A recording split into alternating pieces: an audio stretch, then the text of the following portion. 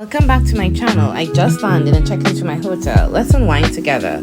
Firstly, I unpack my makeup kit. I take a breath, inhale, and then I tie my hair back, keeping it out of the way so all my skin gets attention. Then I use my travel size Pomelo wipes. Quick tip, I store my wipes upside down so the top one stays extra moist. I wipe away makeup and the day in step 5. Gentle, slow strokes. See for yourself the dirt that comes off or the makeup that comes off. Step 6, I use a Neutrogena face wash, travel size again, with warm water, and I use upward circles to lift and refresh the skin.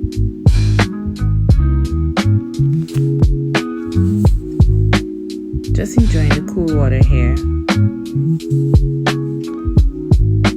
Pat dry with using a clean towel, no rubbing, just softness.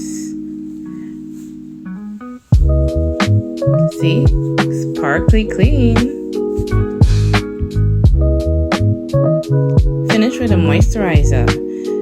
Thank you. If you enjoyed unwinding with me, like, subscribe, and share for more soft beauty and self-care tips. Thank you for being here.